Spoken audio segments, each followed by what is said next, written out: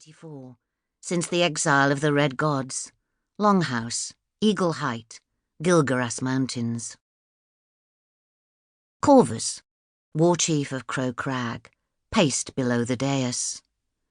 Lady Lanta, the Blessed One, and the voice of the gods, sat in regal splendour beside the empty throne. The other war chiefs fidgeted on their stools and benches. The Blessed One would not reveal more of the gods' plan until the king was present, and the king was not one for stirring himself unnecessarily. Still, the sun was high even this late in the year, and Corvus would bet Lanta was as impatient as he. A full-scale invasion with only months to plan. An ally within Rilpor they could use to their advantage. The idea warmed his belly. Invasion. Conquest. A chance for glory such as there'd never been, for Corvus to put his name and Crow Crag's on the lips of every Mireces and Rilporian alive. And yet Lyris lounged in his stinking pit like an animal. The other end of the longhouse was crowded with warriors, complaining bitterly about the storm that had blown in. Slaves hunched and scurried to their chores, and Corvus's lip curled in disgust as an oman tripped and spilt his tray of bowls across the floor. Dogs lunged for the scraps, fighting around the man's feet and legs, scrabbling through the ragged furs piled up to keep off the chill.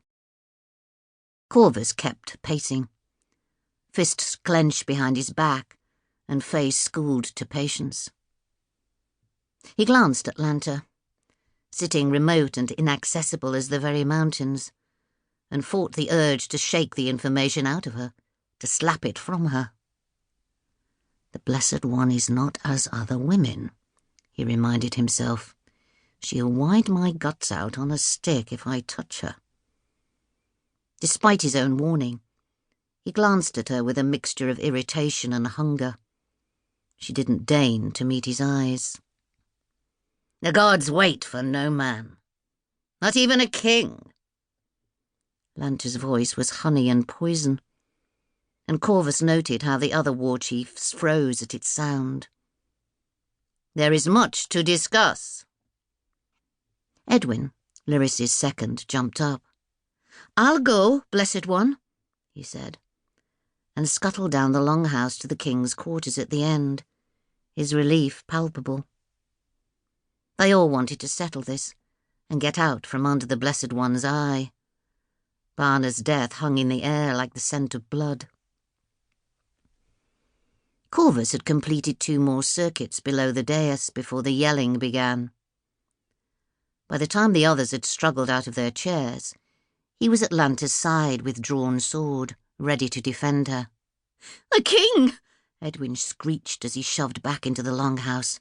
His hands were bloody. "The king has been murdered! Lyris is dead!" For a moment Lanta's calm cracked, and Corvus would have missed it if he hadn't been looking at her instead of Edwin squawking like a chicken on the block. But then the mask was firmly back in place. Corvus's sword tip drooped onto the dais as Edwin's words sank in. Corvus opened his mouth, closed it again, and looked at the men gathered like a gaggle of frightened children below him, backs to the dais, eyes on the far door.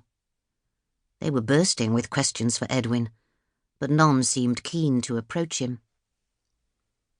Lanta picked up her skirts and strode the length of the longhouse, bursting through the door to the king's quarters and slamming it behind her before anyone could see.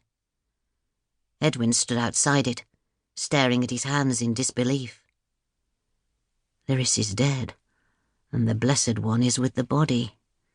Eagle Height has no king. Eagle Height is vulnerable.